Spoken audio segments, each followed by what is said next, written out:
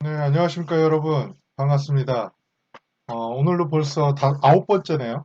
그리고 이제 축산물의 전반적인 위기로부터 해서 사업을 성공시키기 위해서 알아야 될 내용들, 그리고 유통 실태 전반에 대한 내용, 이렇게 살펴보고 있습니다.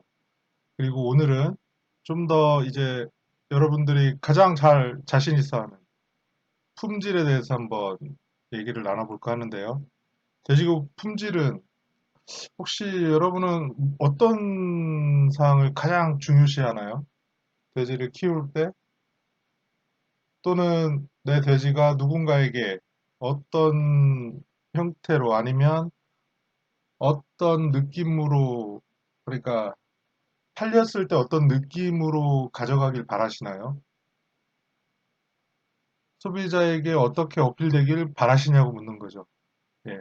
그런 내용들을 살펴봄에 있어서 지금 현실이 어떤지 그리고 여러분들도 잘 알고 있는 내용들 그 내용들에 대해서 한번 심도 있게 살펴보도록 하겠습니다. 첫 번째 한번 보시죠. 실제 이제 도체가 다 이제 가축이 도축이 되고 나서의 그리고 제 눈앞에 올 때 상태입니다. 잘 모르시겠죠? 아무튼 지금 보시는 데에 등지방 두께가 보이죠? 지금 손에 잡은 바로 위에서 이제 측정이 되는 건데요. 이 등지방 두께와 도체중이 굉장히 중요합니다. 그래서 저희가 흔히 규격이라고 얘기하고 있고 그 범위를 정해서 저희는 1 플러스 1, 2, 그 등회 이렇게 나누고 있죠. 자, 다음 한 번 더 볼까요? 앞에 본 것과 좀 차이가 있지 않나요? 굉장히 얇죠? 이건 아마 오겹살로밖에 못 살 겁니다. 그리고 특히 잘 키운 돼지인데 이렇게 굉장히 얇아버리면 등급도 안 좋지만 이제 발골 정형해서 팔 때도 사실은 소비자 눈높이에 잘 맞추기가 힘들죠. 자, 하나 더 볼까요?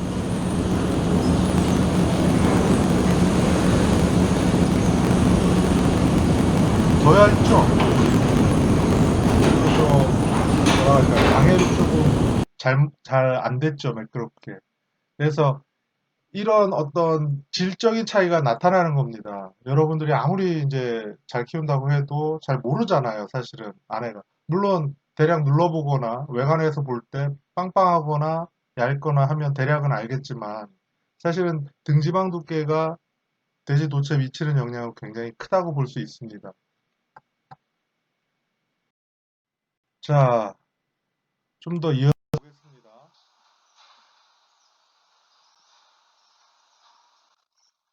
어때요? 외관이 어떻게 보이시나요? 좀 이렇게 좀 빈약해 보이죠? 등지방은 글쎄요. 어때요? 등지방은 좀 두꺼워 보이지만 상급 쪽이 굉장히 좀 그거에 비해서 굉장히 얇죠. 이런 게 이제 고민스러운 겁니다. 사실상 가치는 삼겹살에 있는데 등지방에서는 범주 안에 들어온다는 거죠. 어떻게 보면 1등급 안에.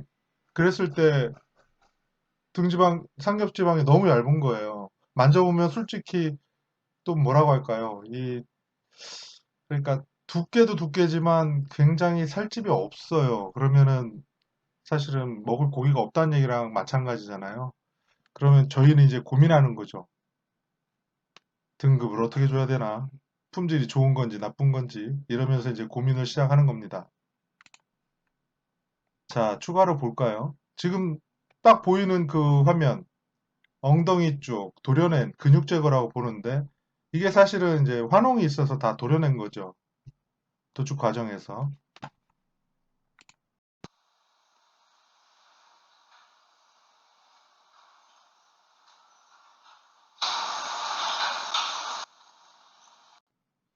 네.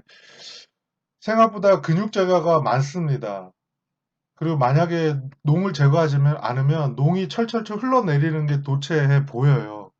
그러면 정말 그러니까 시각도 시각이지만 오염 문제도 있는 거고, 정말 뭐라고 표현할 수가 없습니다. 생각보다 그런 것들이 많이 나오고, 제가 근무하는 작업장에서는 그 농을 다 제거를 하고 있어서, 그나마 제 눈앞에 올 때는, 어, 그래도 근육 제거. 지금은 좀 더 약한 거예요, 어쩌면. 확실히 도려내는 경우도 많습니다. 그리고 그런 빈도도 좀 꽤 높고요.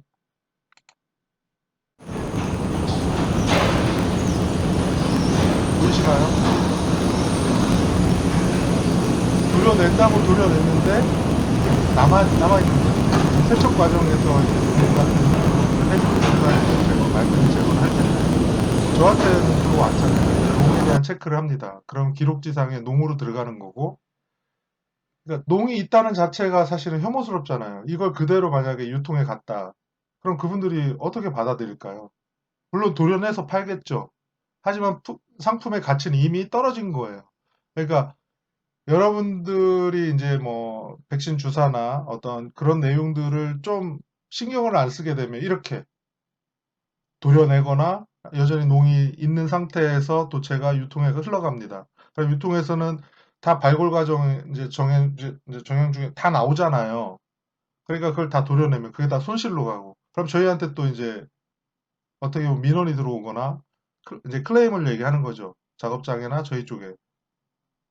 이렇게 되면 저희도 농가한테 이제 어떤 피드백을 주게 되는 거고 이렇게 순환 구조는 잘 돼 있는데 사실은 제 눈앞에 이런 게 나오지 않아야 좋은 거잖아요.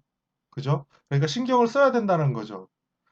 그나마 다행스럽게도 농이 대부분 엉덩이 쪽에 있어서 후지잖아요. 그러니까 가격이 상대적으로 많이 저렴한데 예전 같은 경우는 목심 쪽에 많았지 않습니까?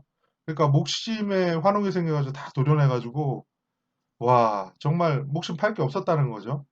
그런 경우도 있었고 이제는 엉덩이 쪽이 많이 그래서 이제 많이 도려내는 것 자체도 상품 가치가 안 좋지만 이렇게 농이 있는 상태에서는 정말 그렇죠.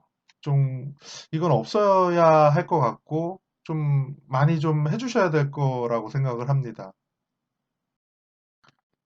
자, 바로 직전에 있었던 내용처럼 그 아까는 엉덩이 쪽이었죠.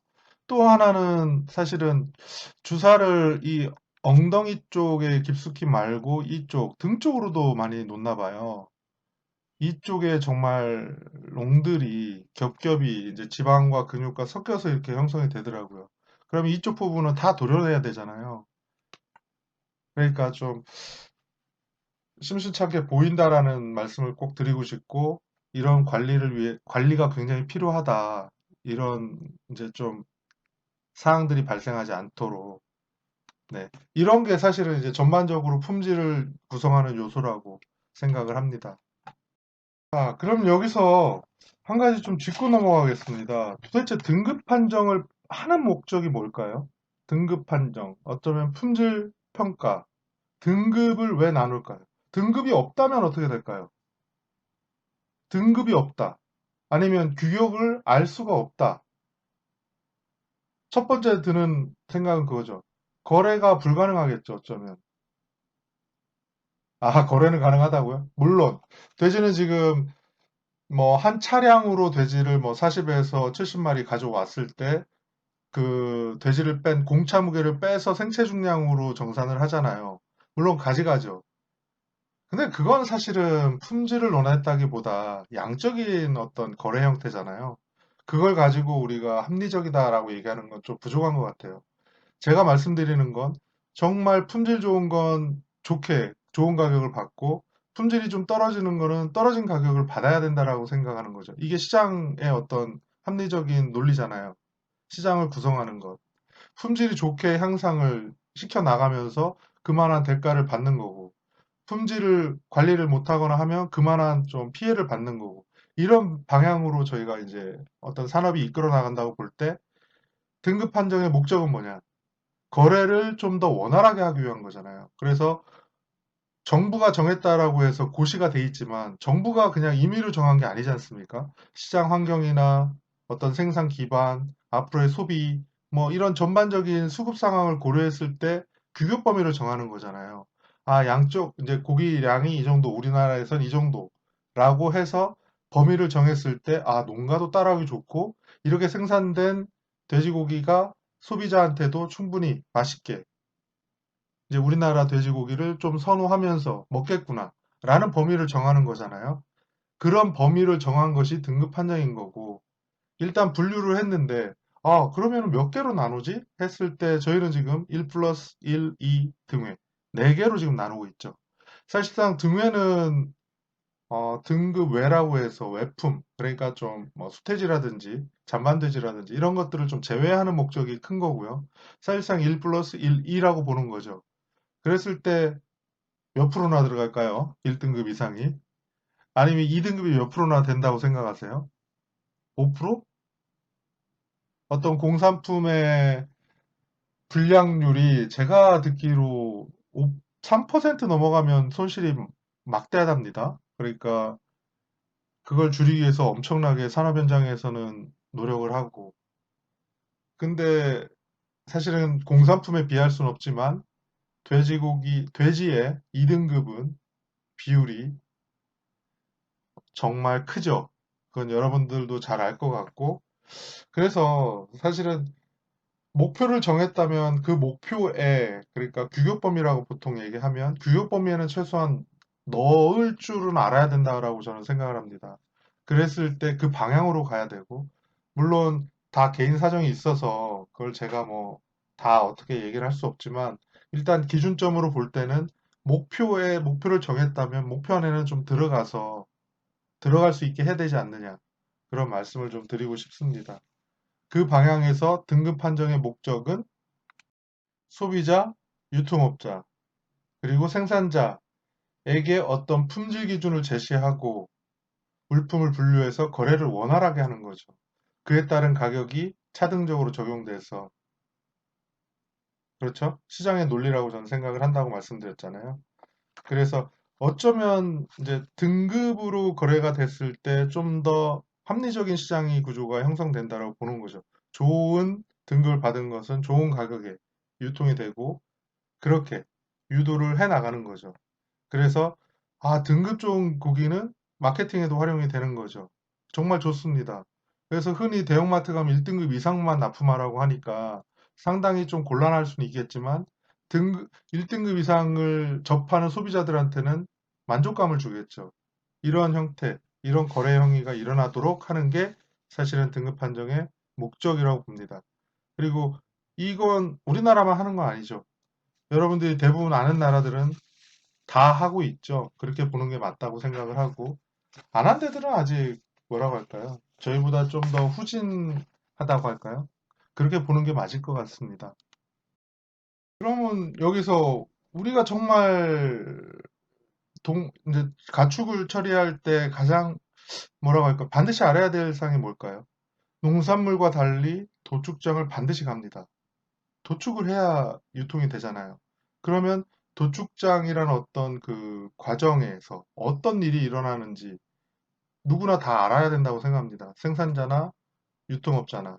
그래야 품질의 어떤 변곡점에서 여러분들이 그러니까 모르면 내 잘못이신지 그러니까 잘잘못을 따지라는 게 아니라 그러니까 어떤 실수나 이런 것들이 있었다면 그러니까 품질을 변화시킬 요인이 있었다면 그 요인을 갖고 개선을 해야 되는 부분이잖아요. 그랬을 때 아까처럼 농이 생겨가지고 도려냈다거나 농이 있는 상태라면 그건 다 체크가 돼서 여러분들한테 피드백이 되잖아요. 등급 판정 결과 통보를 받고 계실 거 아닙니까? 그러니까 그런 내용들을 벌어지는 도축장을 좀 더 자세히 알 필요가 있다는 거죠. 한번 살펴볼까요? 자, 본 내용은 한국의 축산물 유통이라고 축산물 품질평가원에서 발간한 책의 내용을 중심으로 지금부터 살펴볼 건데요. 이건 뭐 모식도입니다. 생체가 반입돼서 이송 라인에서 전사를 통하고 전살 또는 CO2를 많이 하죠. 그래서 그 당시에 이제 계류 및 검사를 하는 겁니다. 생축 상태에서 이상이 있는지 없는지, 그렇죠? 위생적으로 안전한지. 그리고 전사를 한 다음에 방열을 빨리 하죠. 그 다음에 세척을 하고 탕박을 합니다.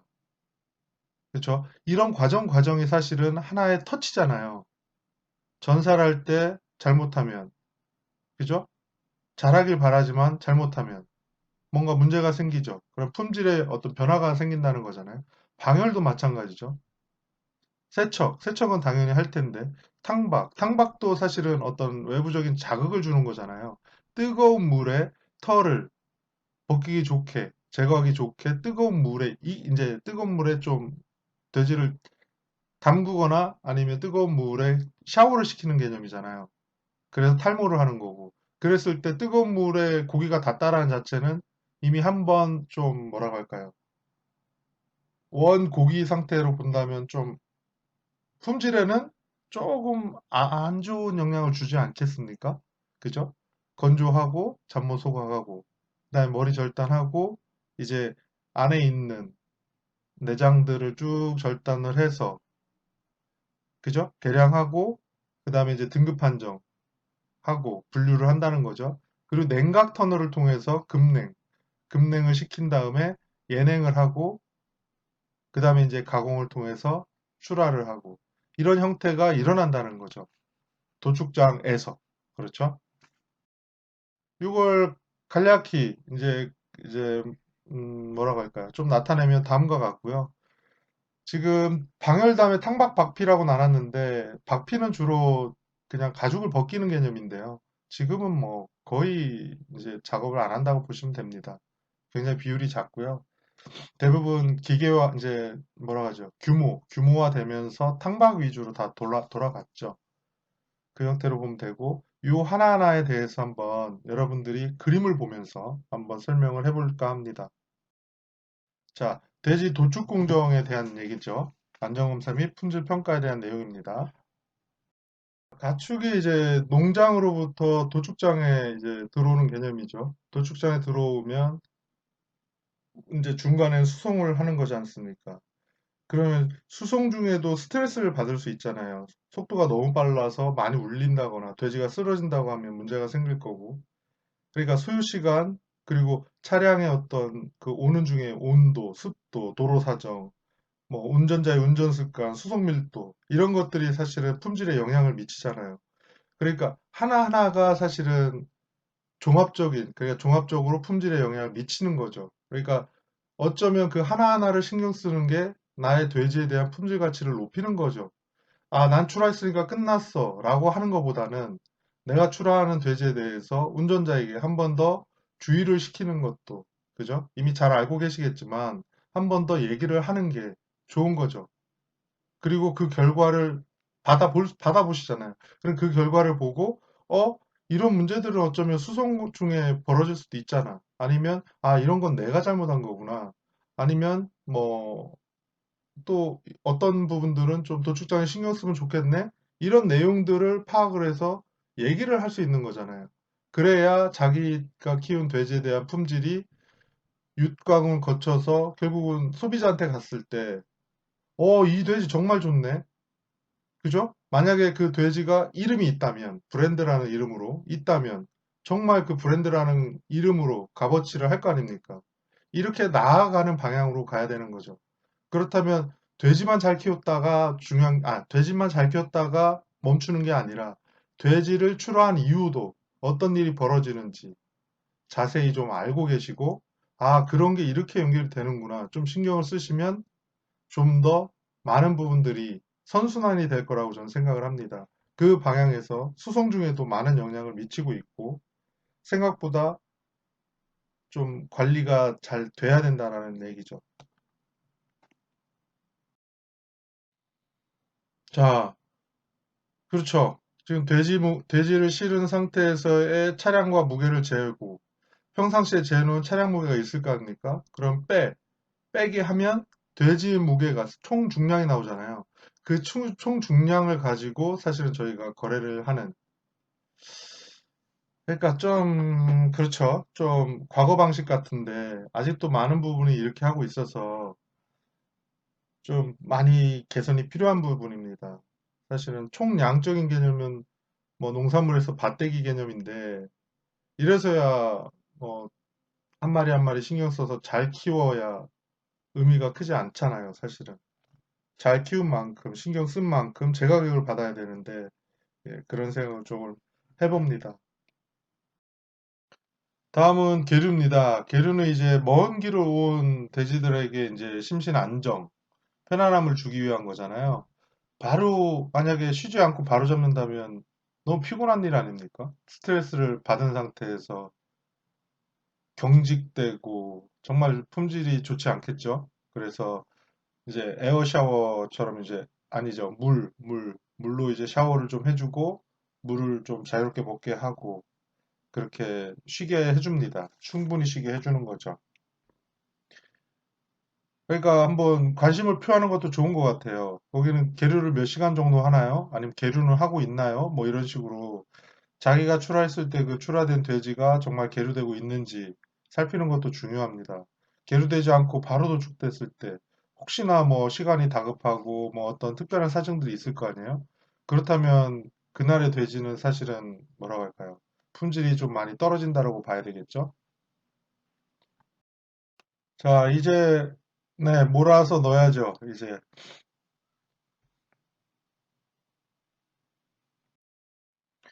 다음은 기절입니다. 이제 전기 자극을 주는 건데요. 그러니까 고통을 최소화하고 육지 개선을 촉진하기 위해서 이제 빠르게 해야 되는 거죠. 그리고 바로 또 방역을 시켜서 스트레스를 적게 받게 하는 거고요. 주로 전기법을 쓰는 거고 CO2 가스법을 이용하기도 하죠. 다음은 방열입니다. 방열은 주로 목동맥을 절단해서 실시를 하고요. 음, 뒷다리를 매달아서 방열을 하는 거죠. 만약에 방열이 지체되면 어떻게 될까요? 근육의 경련이나 혈압이 상승해서 사실은 체내에 이제 모세혈관이 파열된다거나 이상육, 혈반육 등이 발생하는 좀 요인이 됩니다. 그래서 가급적 방열은 빠르게 실시하는 게 좋죠.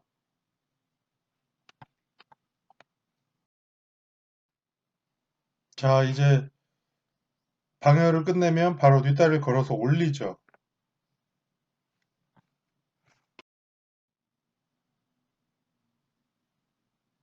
네, 이제 현수돼서 들어가는 모습이죠. 자, 이제 세척을 하는 거죠. 1차 세척. 이제 뜨거운 물에 이제 가서 이제 털을 벗기기 위한 네, 탕박을 실시합니다. 그리고 이제 털을 탈모를 하죠. 자, 건조를 하고 잡모를 쏘아가죠. 그리고 한 번 더 세척을 합니다. 자, 이제 항문을 분리합니다. 머리를 이제 잘라내고 가슴을 절개하죠. 자, 이제 위에서부터 아래로 쭉 백내장, 정내장, 이제 복지방을 좀 이렇게 깔끔하게 정리를 해주고요.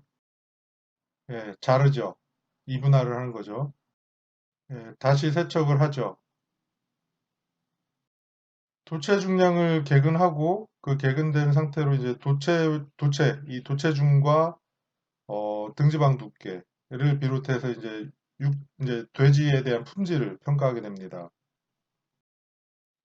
자, 마지막으로 한 번 더 세척을 하죠.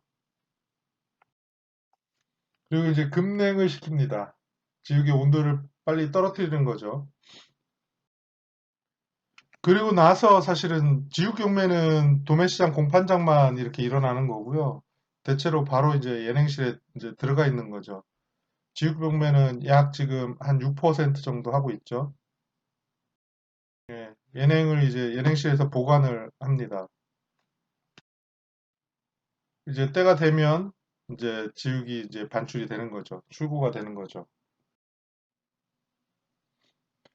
이처럼 식육동물은 지금 도축장의 과정을 이제 좀 아시겠나요? 이제 계류로부터 이제 출하를 하게 되면 운송되고 계류를 반드시 시켜야 되고 계류를 한 다음에 돼지를 몰아넣고 전살, 방혈, 세, 세척 그리고 이제 쭉 도축 과정을 거치잖아요.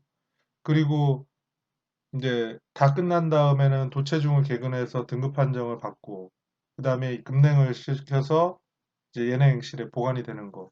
이런 일련의 과정이 정말 빠르게 일어나잖아요. 그랬을 때 최대한 스트레스를 주지 말아야 되는 거죠. 그러니까 계류를 시켜야 된다고도 말씀드렸고, 그리고 오염이 사실은 최소화돼야 되니까 세척을 굉장히 많이 하는 걸 알 수 있죠. 뭐 하나하나 할 때마다 세척을 하잖아요. 그렇죠? 굉장히 중요하다는 겁니다. 그리고 도축장의 온도는 10도 이하. 그래서 어떤 이제 뭐라고 하죠? 그러니까 어떤 미생물들이 좀 이렇게 자랄 수 있는 어떤 한계를 두는 거죠. 그런 식의 기본적인 환경 속에서 동물을 처리하고 있다. 그렇게 이해하면 좋을 것 같습니다.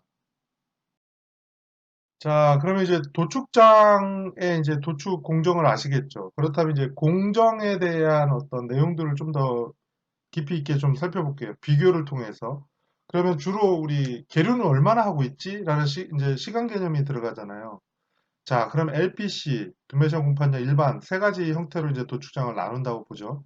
LPC는 종합 처리장입니다. 규모 있고 모든 걸 일관되게 처리할 수 있는 포장까지 이런 개념으로 이제 만들어 놓은 거죠. LPC. 그리고 도매시장 공판장은 이제 경매가 일어나는 곳. 그리고 일반은 나머지를 말하는 거죠. 그랬을 때 평균 계류 시간은 LPC가 보통 4시간 반 정도, 예, 도매시장 공판장이 9시간 반, 일반인 4시간 정도. 통상 3, 4시간 정도는 하는 게 좋다라고 보통 얘기하고 있습니다. 하지만 주로 이제 운송 거리가 길면 길수록 좀 많이 쉬어주는 게 좋다라는 거잖아요. 그러니까, 하지만 우리나라가 뭐, 아무튼 부산에서 서울까지 갈 일은 극히 드물지만, 아무튼 일정 거리의 시간이 있었을 때, 네, 4시간 정도? 예, 그 정도면 적정하죠. 자, 이거를 세분화했습니다. 한번 이제 도축장 수로 한번 알아본 건데요. 아까 부분은 평균을 내렸기 때문에 좀 오차가 있을 수 있잖아요. 자, 여기 계류하지 않는다라는 데도 있잖아요. 그죠? 설문조사기고 당시의 어떤 내용이기 때문에 지금이 마치 이렇다라고는 할 수 없지만 만약 계류를 하지 않는 경우가 발생한다면 말씀드렸듯이 스트레스를 받은 상태에서 해소할 길이 없이 바로 도축이 되면 고기의 질은 좋지 않다.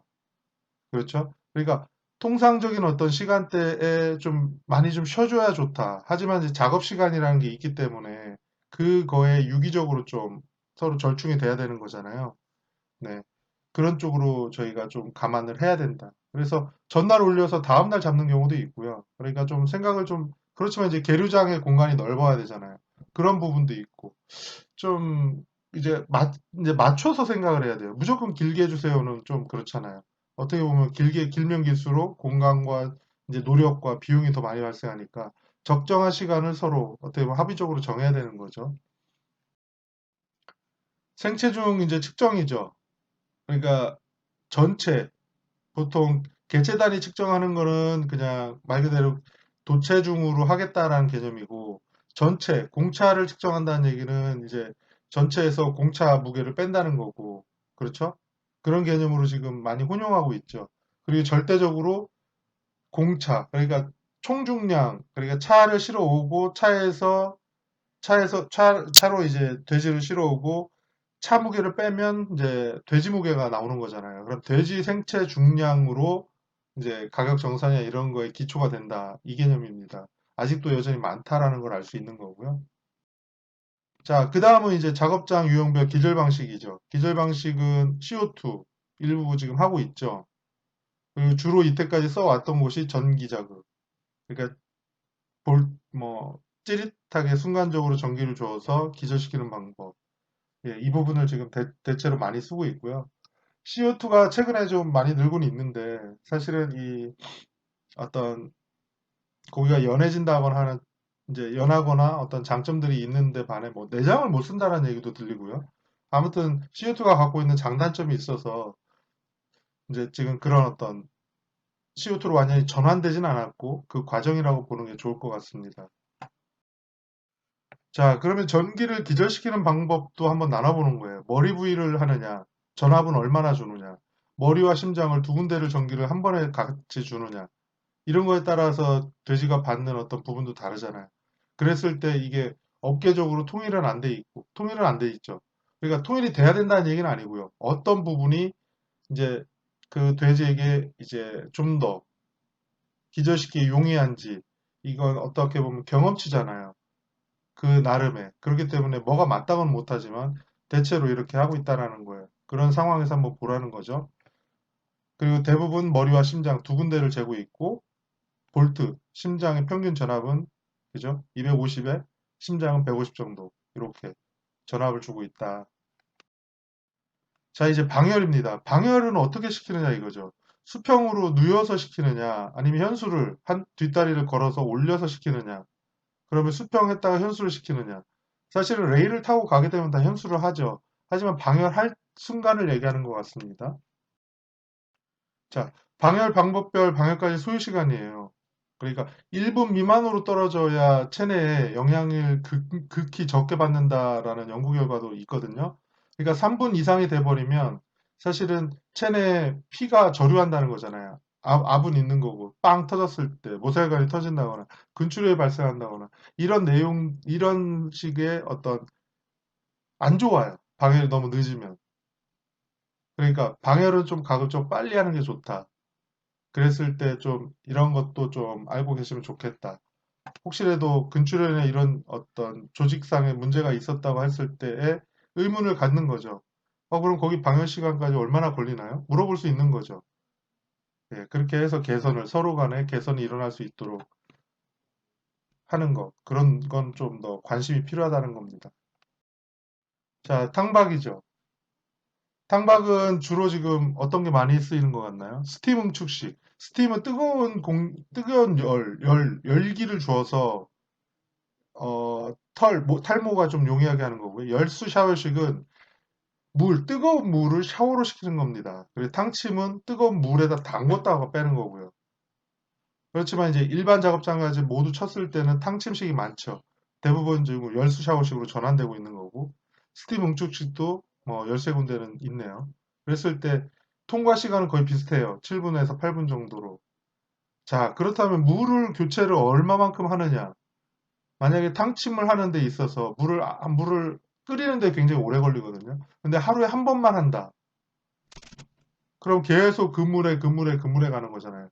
이런 건 조금 고민이 필요해 보여요. 물론 이제 탕침을 어떻게 관리하느냐의 문제이긴 하지만 뭐 작업장의 어떤 이제 작업의 용이성이나 이런 것도 다 고려를 해야 되겠지만 좀 더 관심을 준다면 열수 샤워식이나 어떤 방식으로 좀 더 전환이 빨라져야 되지 않느냐라는 생각을 해봅니다.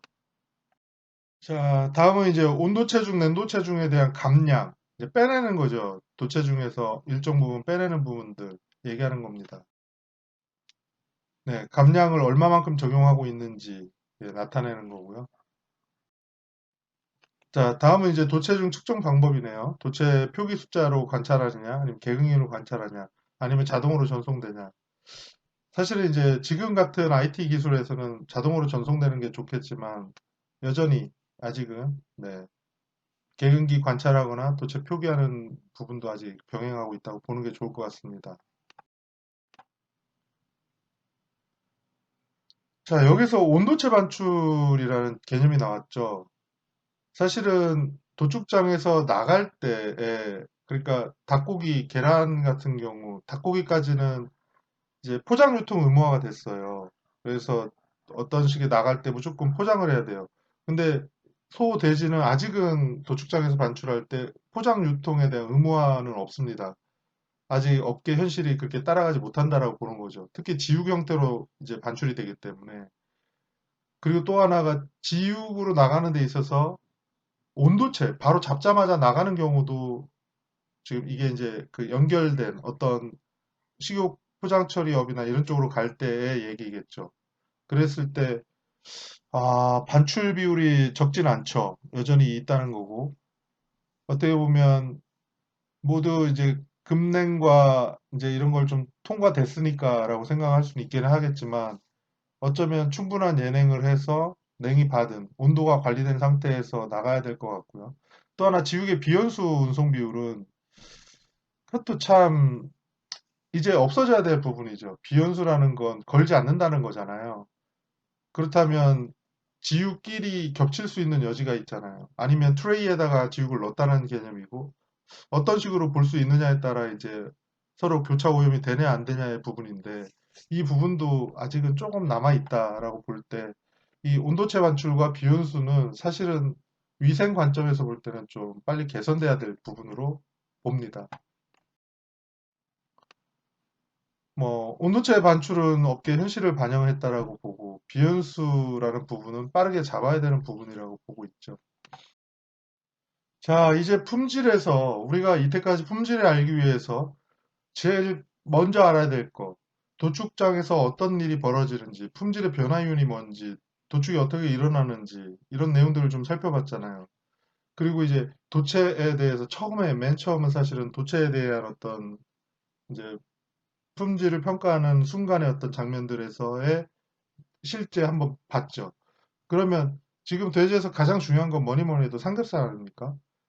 그리고 혹시 들어보셨나요? 떡지방이라는 거? 떡지방. 유통에서 상당히 문제가 되고 있죠. 그래서 유통하시는 분들이 굉장히 많은 요구를 합니다. 떡지방을 어떻게 팔라는 거냐?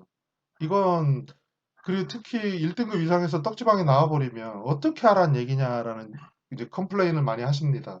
그랬을 때 삼겹 안에 형성되는 부분이라 저희도 사실은 어떻게 보면 안쪽에 있기 때문에 볼 수 없는 면이 있어요. 그래서 그거를 규격 범위에 녹여서 등지방에다가 하고 반도체 상태에서 볼 때 이제 삼겹살의 두께나 이런 어떤 부분들의 역학으로서 저희가 지금 나름을 하고 있는데 100%는 아니겠죠. 아무튼 그러니까 이제 이런 게 좀 같이 상존되어 있는 상태입니다. 그래서 삼겹살 상태가 어떻게 보면 삼겹살이 가장 많이 비싸게 팔리는 데 있어서 삼겹살의 품질을 좀 아셔야 될 것 같아서 한번 준비를 했습니다. 삼겹살의 대표적인 근육의 종류와 명칭인데요. 넓은 등근, 속 눈골 사이근, 몸통 피부근, 늑연골근, 뭐 늑연골, 뭐 이렇게 깊은 흉근 이런 식으로 지금 삼겹살의 형태의 근육들이 지금 이제 형성이 돼 있잖아요. 저희는 삼겹이라는 모양 형태로 단면을 보기 때문에 이렇게 이제 보는 거고 그게 이제 목 쪽부터 엉덩이 쪽까지 쭉 삼겹이 형성이 된다고 보는 거죠. 그러면 삼겹살의 이제 특성을 보면 사실은 근내지방도 이 넓은 등근과 어떤 몸통 피부근, 깊은 흉근 쪽에는 이제 근내지방도가 많죠. 속 능구 사이근에 이런 쪽은 좀 적고요. 육색도 밝거나 짙고 육조직감도 PSA 영향은 적다는 거죠. 그렇죠? 이런 어떤 기본적인 특징을 가지고 있습니다. 자, 요걸 한번 그림으로 살펴볼게요. 이건 이제 저희가 이제 판정을 하면 이렇게 단면이 이렇게 나오잖아요. 삼겹살 단면. 그랬을 때 이 등심 쪽에 있는 것과 이 삼겹 쪽의 모양, 그리고 등지방이 지금 형성이 돼 있는 거 아닙니까? 그랬을 때 등지방의 두께가 이제 또 영향을 준다는 거 아닙니까? 삼겹살에. 자, 그러면 이게 지금 두께가 적정해 보이시나요? 이건 어떻게 보이세요? 지방 두께가 굉장히 좀 얇아 보이죠. 그러니까 등지방과 근육의 형태, 그리고 같이 갈 때의 등지방이 얇으면 대체로 또 근육도 또 얇잖아요. 아니면 지방만 많기도 하고, 그걸 뭐 일반적으로 얘기는 할 수 없지만, 딱 봐도 지금 얇아 보이죠. 그죠? 이건 어떻습니까? 지방층이 굉장히 두껍죠. 예, 보이시죠? 이렇게 차이가 나는 겁니다. 절단을 했을 때. 근데 이거는 절단을 했을 때니까 이걸 볼 수가 없어요. 그렇죠? 그러니까 우리가 이쪽 앞측면에서 등지방과 저쪽 배 쪽에서 이제 삼겹의 어떤 두께와 지방 두께로 이제 이걸 가늠을 하는 거죠. 자, 육질 등급별 어떤 비교를 해본 겁니다. 쭉 흉추의 어떤 그 쭉 흉추 요추에 그 쭉 나눴을 때 사실은 뭐 요추로 가면 갈수록 삼겹이라고 보기는 어렵죠. 그래도 1 플러스 1, 2등급을 쭉 봤을 때 어떠신가요? 사실 2등급도 삼겹의 형태가 뚜렷하게 나타나진 않죠. 그렇죠? 그래서 어떻게 보면 흉추 정도에서 삼겹이 형태가 좀 고르게 발달한다라고 볼 수 있죠. 자, 여기서 문제가 됐던 거, 요추 방향에서 이제 흉추 방향으로 볼 때 삼겹이 쭉 형성됩니다. 근데 가장 중요한 부분에 가운데 토막, 그죠? 가운데 토막에서 떡지방이 보이시나요? 그러니까 이런 문제가 나는 겁니다. 지방을 뭐라고 할까요? 돼지고기 지방이 나쁜 게 아니라 지방이 너무 과다하면 사실은 혐오감이 생기잖아요. 그리고 고기를 먹으려고 이제 어떻게 보면 사는 거지 지방을 먹으려고 사진 않았다고 볼 때 이런 게 이제 소비자의 불만으로 나오는 거죠. 그러면 그 소비자 불만이 유통으로 전달되고 유통에서는 다시 얘기를 하는 거죠. 이런 걸 좀 품질을 제대로 평가하라고 해달라고 구분해달라고 분류해달라고 요구하는 겁니다. 그럼 저희도 다시 그걸 등급 기준에 반영을 해서 농가분들한테 또 다시 얘기를 하는 거죠. 그렇죠? 그렇게 지금 가고 있고 이미 상당 부분이 잡혔는데 이런 부분들이 나올 수 있다는 여지는 아직 남아 있죠. 자, 왼쪽과 오른쪽 딱 봐도 보이시죠? 사실은 떡지방의 어떤 정말 그죠? 좀 과다하죠? 보시기에도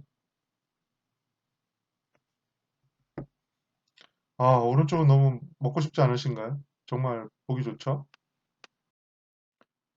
자, 이걸 또 한번 토막으로 봤습니다. 정말 많죠. 그러니까 지방이 적당해야 되는데 너무 많으면 이제 클레임이 걸리고 그런 부분들이 다시 이제 피드백이 된다는 거죠. 네, 마저 볼까요? 어휴, 이건 그죠? 고기층보다 지방층이 두껍잖아요. 정말 누구라도 화날 것 같은 모습이죠. 정말 비싸게 주고 샀을 텐데요. 자, 다음은 이제 삼겹살까지 봤죠. 삼겹살의 어떤 떡지방의 문제점, 그러니까 그거에 대한 관심을 갖고 이제 키워내야 된다. 품질을 만들어내야 된다라고 말씀드리는 거고, 다음은 결합육입니다. 어떤 이제 좀 뭐가 좀 불편한 게 생긴 거죠. 방열이 불량한다거나 이분체 불량, 불량입니다.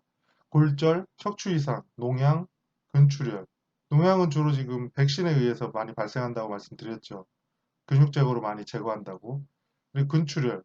근출혈은 아까 방열할 때 빠르게 방열을 시키지 않고 3분 이상 또는 좀 더 딜레이가 이제 될수록 근출혈 발생, 모세혈관이 터져버린다라고 말씀드렸죠.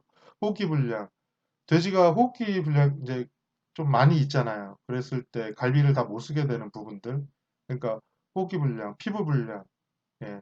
이렇게 도체 묵질에 영향을 끼친 식육을 결함육이라고 하는 거죠. 결함이 발생했다라고 하는 거고요. 그 내용을 한번 살펴보겠습니다. 자, 이제 이렇게 기록표 상태나 도체 성적이 갔을 때 이렇게 표현이 됩니다. 그러면 이 내용을 받았을 때 가장 먼저 확인해야 될 것들, 결함 항목의 항목이 뭐냐, 몇 번을 어떻게 하향이 됐느냐, 이걸 확인을 해야 된다는 거죠. 그래서 만약에 지금 근육 제거가 많다. 그럼 뭔가 문제가 있었다는 거죠. 제거가. 멀쩡한 돼지를 다 엉덩이 쪽에 다 파냈다는 개념이잖아요. 그러니까 왜 파내졌지? 이런 거를 좀 관심 갖고 다시 보고 백신 주사를 할 때나 이렇게 할 때 좀 잘 봐야 된다는 거고. 만약에 비육 상태나 삼겹살 상태가 좀 체크가 많다. 그렇다면 뭔가 사료나 어떤 그죠? 그런 쪽에 좀 더 관심을 주고 이렇게 이 기록표는 그렇게 활용하는 걸로 보시면 좋을 것 같습니다. 자, 이게 뭘까요? 이게 뭘까요? 좀 뭐가 안 좋아 보이죠? 예, 방열불량입니다. 맨 왼쪽부터 경증 등회. 그러니까 굉장히 심한 것까지 이제 방열이 제대로 안 된 거죠. 방열시킬 때. 그렇게 보시면 좋을 것 같고요. 다음은 뭘까요? 뭔가 이상이 있을까요? 예, 뭔가 좀 잘라진 게 매끄럽지 않죠? 그러니까 이거 매번 반복하다 보니까 아니면 기계가 이제 좀 오작동이 나서 이렇게 되는 경우가 이제 있는데요. 자주 발생을 하지 않습니다. 근데 이제 이런 게 모든 게 다 체크는 되니까 기록표 내역을 확인하시면 된다고 말씀드렸죠. 네. 이분할 분량입니다. 경증, 중증. 네. 사실 이게 도체 상태 전체적으로 봤을 때 이게 이제 눈에 띄는 부분들이잖아요. 지금 이건 어떻게 보이시나요? 뭐가 좀 뼈가 터졌죠? 그렇죠? 예. 전기 자극이라든지 아니면 차 운송 과정 중에 넘어져서 예, 뼈에 어떤 이제 하중이 실려가지고 뼈가 부러진 거죠. 골절입니다. 아, 단순 살짝 골절이 있으면 체크 정도 하고요. 그리고 이제 좀 더 파쇄된 게 크면 이제 경증으로 이제 평가를 하게 됩니다. 자, 여기 이상은 좀 보이시나요? 찾으셨어요? 예, 휘었죠. 척추가. 예, 척추에 이상이 있는 겁니다. 살짝 휜 정도는 이제 저희가 체크를 하는 거고, 좀 많이 휘면 중증으로 평가를 하게 됩니다. 예, 보이시나요? 이게 좀 가장 어떻게 보면 심각한 문제인데요. 예, 농이 찬 거죠. 그래서 이 농을 제거하기 위해서 상당 부분 도려냅니다. 도축 과정을. 근육 제거라고 이제 체크가 되는 거죠. 원래는 농이었으나 농을 제거한 상태. 그래서 근육 제거로 이제 눈에 보이니까 근육 제거로 체크를 하는 겁니다. 이거 상당히 심한 상태고, 그렇죠? 이런 농이 있는 걸 어떻게, 아이고야, 그렇죠? 네, 경증, 중증 이렇게 봅니다. 네, 좀 색깔이 검붉죠. 네, 방열이 좀 더디거나 아니면 어떤 뭐 충격을 받았거나 하는 건데, 네, 마치 매 맞은 것 같지 않아요? 네, 근출혈입니다. 이렇게 되면 이 고기를 만약에 익혀 먹는다 하면 어떤 맛일까요? 가히 좀, 그렇죠? 사지도 않겠죠. 이게 걸면. 그러니까 이게 손실로 다 잡히는 거죠. 이거는 어떻게 보십니까? 갈비 쪽 상태죠. 예, 생각보다 돼지가 호흡기에 좀 취약하잖아요.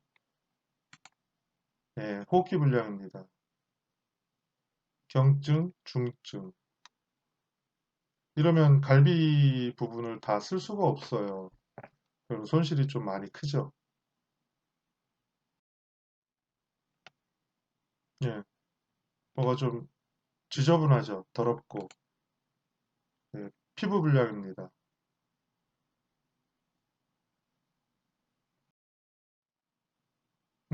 이거 보이시나요? 많이 도려냈죠. 그죠?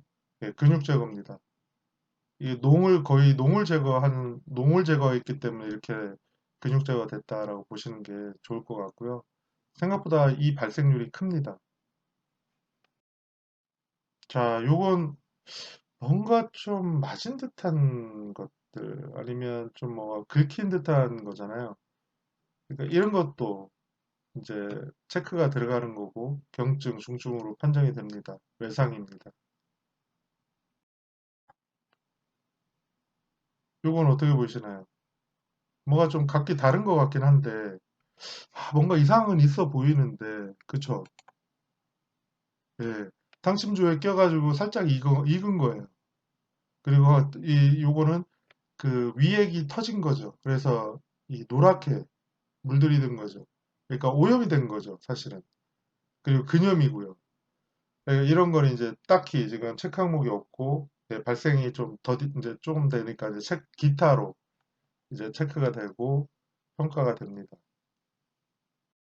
자, 다음은 물태지육인데요. 주로 우리가 흔히 얘기하는 PSE6이죠. 이게 정상, 일반적인 이제 돼지의 모습이고요.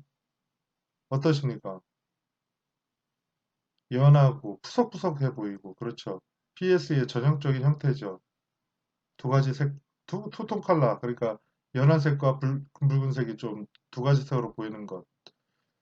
이게 물태지육이죠.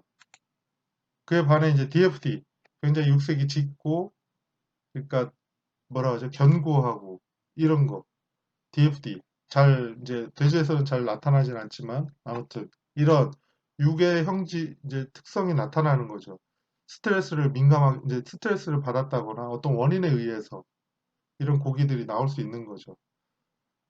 사실은 이게 나오는 순간, 이제 이건 다 손실로 이어지는 거죠. 그러니까 예, 주의 깊게 지켜볼 필요가 있다고 봅니다. 자, 결합육의 마지막은 발생 현황을 좀 본 겁니다. 그래서 비율로 보면 많지는 않죠. 하지만 뭐가 가장 많아 보이시나요? 아니면 이걸 안 보고 그냥 한번 생각을 해보시죠. 지금까지 들은 얘기를 기초로 어떤 게 가장 많을까요? 농양? 아니요. 농양보다는 오히려 농양이 이제 농양이 보이니까 도축 과정 중에 제거한다고 했잖아요, 근육을. 그래서 근육 제거가 많고요. 미처 제거하지 못하거나 농양 상태로 보이니까 농양으로 또 체크가 되는 것들이 있겠죠. 그게 상당수죠. 그러니까 이걸 같은 선상에서 보면 근육 제거와 농양은 굉장히 높아요. 현재. 둘이 합치면 거의 0.78인가요? 예. 그러니까 굉장히 높죠. 적은 숫자가 아닙니다. 두수로 봐도 아시잖아요. 6만 두에다가 지금 근육제가 7만 4천 두니까 많죠. 13만 두 아닙니까? 적은 숫자가 아니라는 거죠. 그 다음은 골절. 생각보다 골절이 많이 나오죠. 예. 그러니까 이런 하나하나가 없는 건 아니에요. 그러니까 특히 많이 발생하는 것부터 시작해서 줄여나가야 되는 노력을 해야 된다는 거죠. 어쩔 수 없이 백신을 쓰지만 백신에 따른 제대로 된 접종 방법 이런 거를 좀 제대로 해야죠. 그냥 뭐 아이 주사 놓으면 되지 이런 단순한 게 아니라 만약에 결합력이 생겼다면 만약에 근육재가 생겼다면 그게 다시 나한테 알려져 왔으면 그 부분을 개선하기 위해서 해야 된다는 거죠. 기록표를 보고 그런 노력이 작지만 크게 영향을 준다는 겁니다. 네, 벌써 또 시간이 이렇게 됐습니다. 뭐 좀 영상 보다가 그림 보다가 끝난 것 같은데요. 아무튼 품질에 미치는 거는 상당 부분 많습니다. 생산 단계에서도 엄청 고생 많으실 것 같고. 하지만 출하하는 순간에 체중을 재고 내고, 그죠? 여기에서 시작이죠. 그리고 출하가 됐을 때 이제 뭐 잘 되겠지가 아니라 정말 도축이 잘 되는지에 대한 일련의 과정들에 대한 관심도 좀 가져야 될 것 같고. 그래서 한번 도축장에서 일어나는 공정별로 한번 쭉 살펴봤죠. 그리고 그 내용을 기초로 상기업의 어떤 특성들도 좀 봤고, 그리고 자주 발생하는 결함이 뭐지? 결함이 생기는 게 뭐지? 특히 농이 아직도 여전히 발생하는 부분에 대한 근육제거로 나타나는 부분들을 합치면, 그죠? 거의 0. 아까 몇 프로였나요? 0.8% 정도? 17만 두였나요? 아무튼 적지 않은 수의 돼지들이 그렇게 지금 발생하고 있다는 겁니다. 이게 어떻게 보면 다 손실이잖아요. 개개인의 손실이지만 이걸 묶으면 국가적인 손실이지 않습니까? 이런 부분들을 좀 이제 개개인들이 개선을 해야 이게 모여서 좀 더 나은 쪽으로 나아갈 거라고 저는 생각을 하거든요. 그런 방향에서 좀 관심을 좀 갖자라는 의미고요. 예, 이상으로 예, 축산 품질에 대해서 한번 살펴봤습니다. 예, 경청해 주셔서 고맙습니다. 네.